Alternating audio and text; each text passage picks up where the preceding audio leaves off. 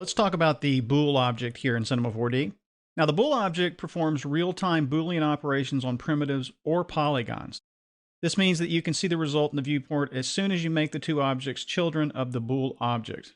The default Boolean mode is A subtract B. Now, the bool object also works with hierarchies, so this means that you can, for example, cut not only one but two or more holes in an object using A subtract B. Each further cut object must be located in a hierarchy under the first cut object. If any cut object in the hierarchy overlaps with a cut object higher in the hierarchy, the Boolean operation will not work for the area of the cut object overlap. Okay, well, let's take a look and see what all that means. Okay, so let's put a couple objects in the scene. I'm going to put a cube, and I'm also going to put a sphere. I'll just pull the sphere out a little bit here. Maybe scale that down just a little bit. Okay, now I've already got the bool in here, but if you need to find the bool, it's under here, right there. So let's take these two objects and let's put the cube on top, and then we'll rectangle select those, put them underneath the bool. Now remember, the default for the bool is A subtract B. Now I'm going to grab the sphere, choose the move tool, and just push the sphere into the cube.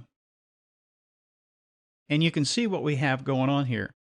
So it is creating a hole where the sphere is interacting with the cube. And in this example, it's following the A subtract B, where the cube is A because it's on the top, and B is the sphere. Let's go ahead and turn on the line so that we can sort of see what's happening here. And take a look at some of the options that we have. High quality is just going to produce a higher quality mesh when you use a bool. And in fact, that's the default because most of the options here are only available when you have high quality checked. So again, right now we have A subtract B. We could have A union B, and we get this result. We could go A intersect B.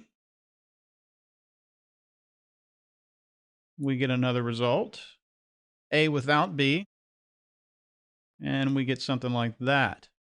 And of course, you can always change the order in which your objects are in. So if we took this and put the sphere above the cube, then we're going to get something very different with all of these settings. All right.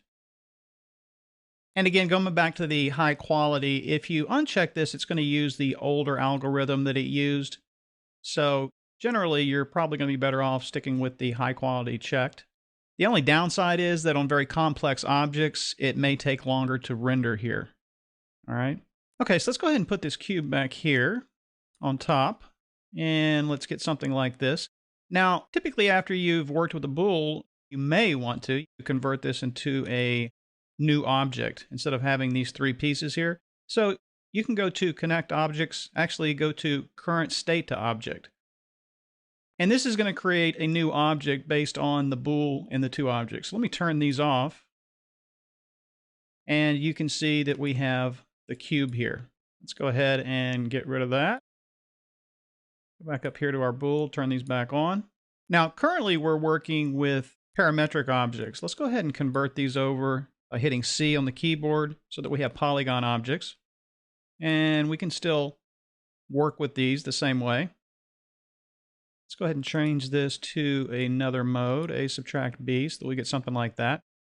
Let's come back over here again, select the bool object, go to current state to object, and turn these off. So I'll just hit the stop lights here. And what you can do, if you're holding Alt or Option down and you click and turn these red, then you can just continue to drag down and paint them all red. Now, this is not selected, and this is the result we get. So if we're using polygon objects and we convert it to the new state, it's going to have these two polygon objects here. Let's go backwards. So I'm going to delete that, and I'm going to Alt and paint them green. If I come over to the bool and click on Create Single Object, and I do the same procedure, we right click current state to object, we'll see that we get one object, one single object instead of two polygon objects. So that's what the create single object will do. Now, when you create a bool, you'll see that you get this sort of, we can call it trash, but it's really edges that are being created from the two polygon objects coming together. So it's creating these new edges. You can come up here and say hide new edges to get rid of that. And really, this is more of a just looks better kind of a thing. Those edges are still there. They're just being hidden. Okay, now one more thing. If you have create single object selected and then you click on select intersections, we come up here and we convert this again to a new object by clicking on current state to object. When we click on that object, let's turn these off by alt clicking and turning these red and then painting that down. Now if we come over and select the edge tool, we will see that the point of intersection is already highlighted for us. Or actually I should say the edge intersection between the cube and the sphere. And again, that's from checking select intersections, and you've got to have create single object selected. And this optimize points, what this does is whenever you have two objects that are coming together and you create this new object with current state to object, if you have create single object checked and the select intersections here, you'll have the optimized points. And basically this is going to weld the points together of the two objects that are coming together. So that is a quick tour of the bool object here in Cinema 4D.